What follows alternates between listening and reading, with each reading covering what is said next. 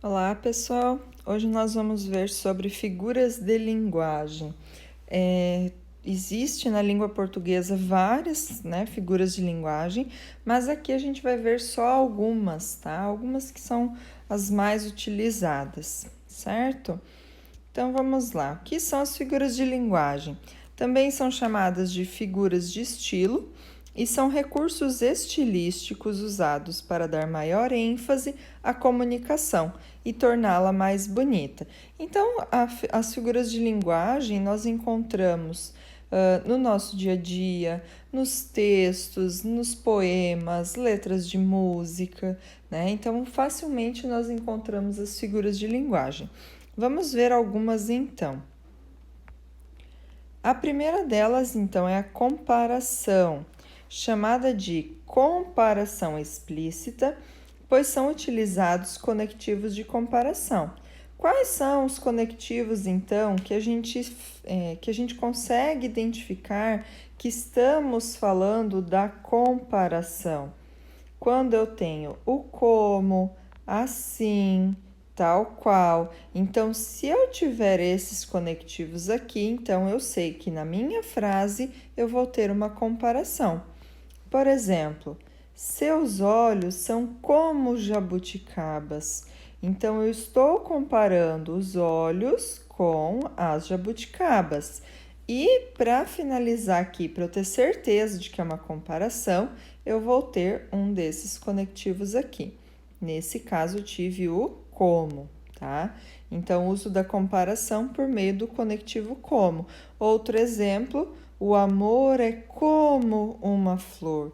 Então, eu estou comparando o amor com a flor e por isso eu utilizei o como, tá? Então, é fácil de identificar se eu tenho uma comparação na minha frase. É só eu perceber esses conectivos aqui. Claro, além do sentido, né, de estar comparando com alguma coisa, tá bom? Em seguida, eu tenho a metonímia.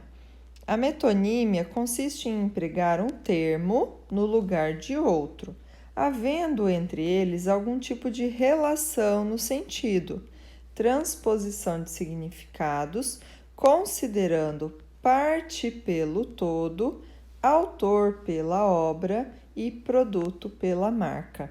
A metonímia é bem simples e é bem fácil de encontrarmos no nosso dia a dia, porque nós falamos, né? Nós utilizamos a metonímia na nossa fala. Por exemplo, filho, vai ao mercado comprar Royal para eu terminar o bolo. Então, o que eu tenho aqui? Royal é a marca do fermento químico, aquele fermento que a gente utiliza no bolo.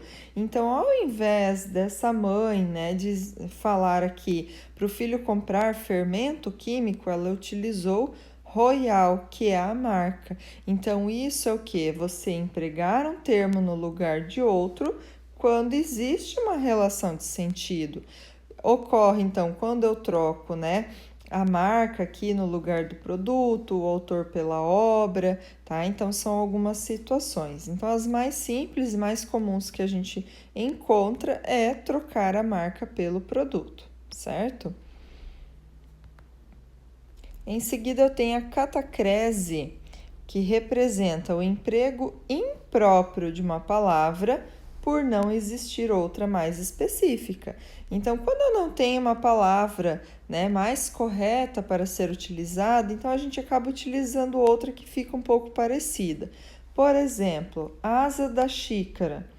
A xícara não tem asa igual um pássaro, né, para voar, mas no fato de, né, pelo fato de não ter um nome específico para a alça ali, né, da xícara, então a gente costuma dizer que é a asa da xícara. Pé da cadeira não significa que a cadeira tenha pé e sai andando por aí, mas o fato de não ter outra palavra mais específica, então a gente diz que é o pé da cadeira, né? Porque se assemelha, né? Como se fosse um pé de uma pessoa, mas ali é o pé da cadeira. Dente de alho, né? Não quer dizer que o alho tenha dentes para morder igual nós, mas Na falta também de outro nome, nós dizemos dente de alho. Então, a catacrese é isso, quando a gente usa, né, uma outra palavra, né, por não existir uma mais específica, certo? Então, aqui nós temos alguns exemplos bem simples. Em seguida, a hipérbole. Essa nós utilizamos muito no dia a dia. A hipérbole corresponde ao exagero intencional na expressão. Então, quando eu quero dar, né, esse sentido de exagero intencional, então eu estou utilizando a hipérbole, quando eu exagero de propósito, certo? Por exemplo, estou morrendo de fome, né? Não significa que a pessoa está ali já morrendo, né? Que está realmente, né, à beira da morte. Significa que está com tanta fome, né, que ela acabou usando esse exagero na hora de se expressar, tá? Então, estou morrendo de fome, morrendo de sede. Eu já falei milhões de vezes. Então, essas frases que a gente utiliza no dia a dia, que traz esse exagero na expressão, então estamos utilizando a figura de linguagem que é hipérbole. Mais uma também que nós utilizamos no dia a dia, que é o eufemismo. Eufemismo é utilizado para suavizar o discurso. Então, às vezes, ao invés de utilizarmos palavras agressivas, fortes, né, que pode ser que magoe alguém, então a gente tenta utilizar palavras mais sutis para suavizar o nosso discurso, né, para fazer com que as pessoas não se ofendam, talvez, com aquilo que nós vamos dizer. Então, eufemismo é isso, trazer algumas palavras mais sutis. Por exemplo, quando alguém morre, né? Então você não vai falar de maneira grosseira, ai, fulano morreu. Você pode usar de uma maneira mais sutil e falar, ele entregou a alma a Deus, né? Então, isso é o eufemismo, tá? Então, acima, a frase informa a morte de alguém, mas ao invés de dizer morreu, usou uma expressão mais sutil, tá? Então, a gente tem essas expressões aqui no eufemismo.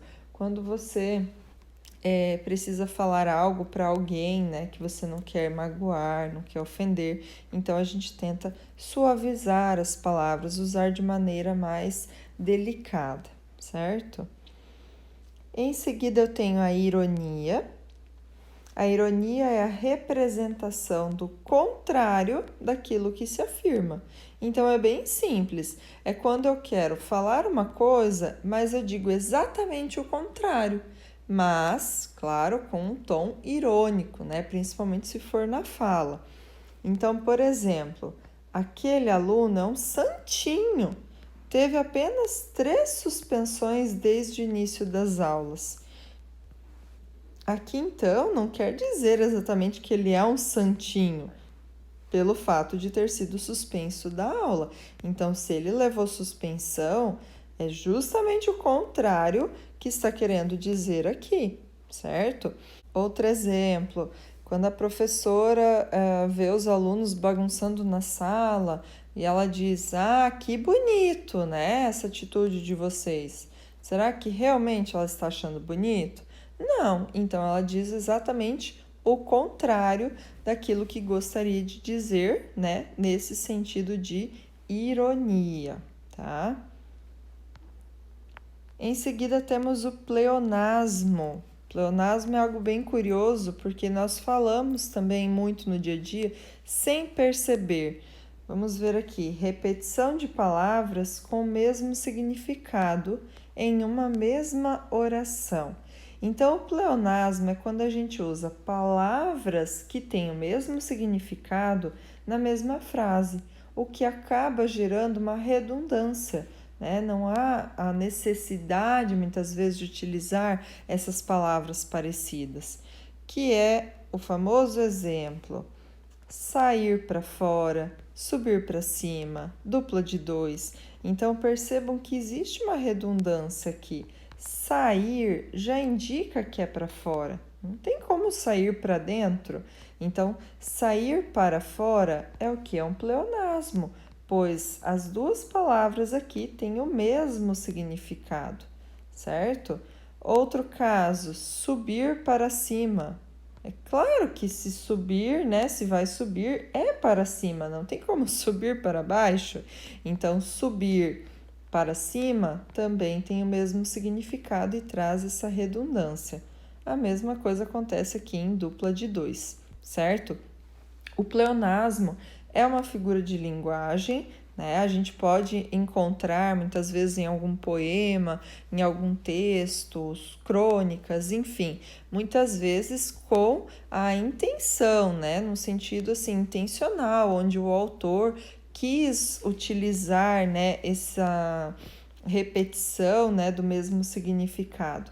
Mas no nosso dia a dia devemos evitar o pleonasmo, uma vez que é erro, né? Acaba que nós utilizamos aqui erros ao utilizar o pleonasmo. Então é preciso tomar bastante cuidado, certo?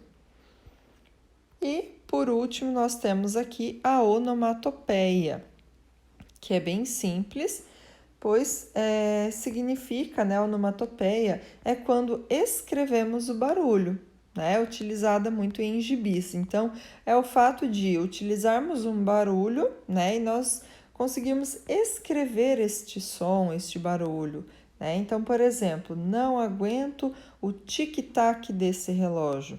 A palavra tic-tac representa o som do relógio. Então, tic-tac, né? Eu estou escrevendo o barulho do relógio. É a mesma coisa se eu bater na porta, né? Toque-toque. Então, também o toque-toque representa o barulho de quem está batendo na porta, certo? Então, sempre que eu tiver essa representação escrita, né, de um barulho, então eu tenho uma onomatopeia, tá?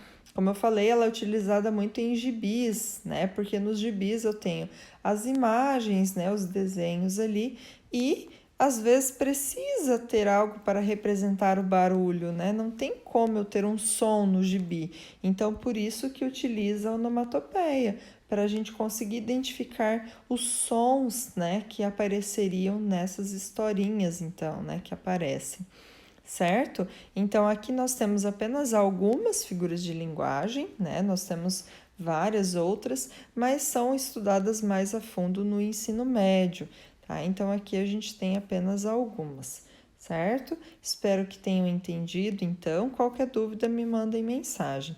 Um abraço, até o próximo vídeo.